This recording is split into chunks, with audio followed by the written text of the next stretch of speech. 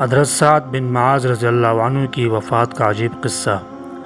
حضرت جابر رضی اللہ عنہ سے روایت ہے کہ جب مشہور انصاری صحابی سعد بن معاذ رضی اللہ عنہ کی وفات ہوئی تو ہم لوگ رسول اللہ صلی اللہ علیہ وسلم کے ساتھ ان کے جنازے پر گئے۔ پھر جب رسول اللہ صلی اللہ علیہ وسلم نے نماز جنازہ پڑھائی اور ان کو قبر میں اتار کر قبر برابر کر دی گئی تو رسول اللہ صلی اللہ علیہ وسلم نے سبحان اللہ کہا۔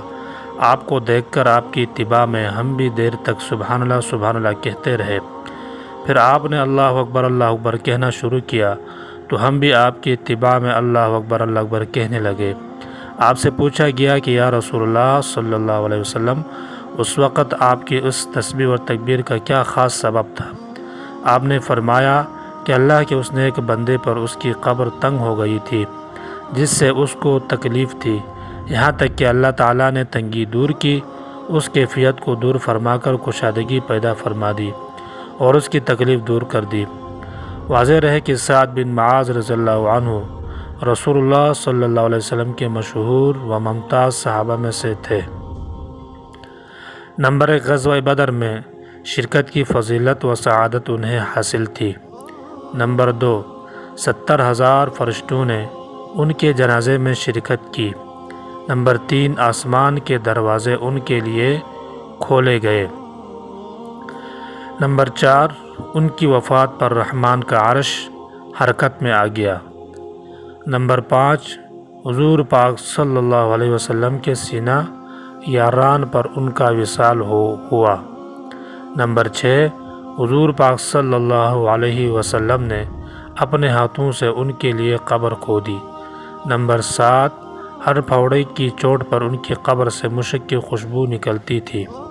نمبر 8، بنو قریظہ کے بارے میں سعد بن معاذ رضی اللہ عنہ نے جو فیصلہ کیا اس فیصلے پر حضور صلی اللہ علیہ وسلم نے فرمایا، اے سعد تو نے جو فیصلہ کیا ہے یہی فیصلہ اللہ تعالیٰ نے آسمانوں کے اوپر کیا ہے۔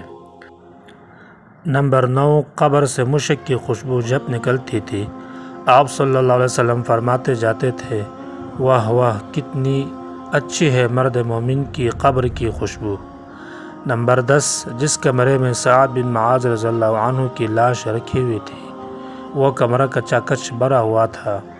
ایک فرشتہ نے پر ہٹایا تب جا کر حضور پاک صلی اللہ علیہ وسلم کو بیٹھنے کی جگہ ملی۔ نمبر 11، جب جنازہ اٹھا حضور پاک صلی اللہ علیہ وسلم نے فرمایا، فرشتے اس کے جنازے کو اٹھائے ہوئے ہیں، باوجود اس کے قبر کی تنگی کی تکلیف سے بھی ان کو بھی واسطہ پڑا، اگرچہ فوراً ہی وہ اٹھا لی گئی۔ اس میں ہم جیسوں کے لیے بڑا انتباہ اور بڑا سبق ہے۔ اللہم رحمنا اللہم احفظنا، اے اللہ ہم پر رحم فرما، اے اللہ ہماری عذاب قبر سے حفاظت فرما۔ رسول اللہ صلی اللہ علیہ وسلم کی خدمت میں دمت الجندل کی ایک امیر نے ایک ریشمی جبہ بھیجا تھا۔ صحابہ کرام رضوان اللہ تعالی علیہم اجمعین نے ایسا قیمتی اور شاندار جبہ کبھی نہ دیکھا تھا۔ صحابہ اس کو بار بار چھوتے اور اس کی نرمی اور نزاکت پر تعجب کا اظہار کرتے تھے۔ آپ صلی اللہ علیہ وسلم نے صحابہ کرام رضوان اللہ تعالی علیہم اجمعین کے اس عمل کو دیکھ کر فرمایا کہ کیا تم کو یہ بہت اچھا معلوم ہو رہا ہے؟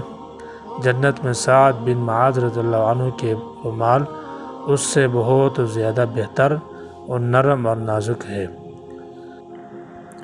دوستو، مزید اسلامی واقعات کے لیے ہمارے ساتھ جڑے رہیں، چینل کو سبسکرائب کریں اور اگر ویڈیو اچھا لگے تو لائک اور کمنٹ ضرور کرنا۔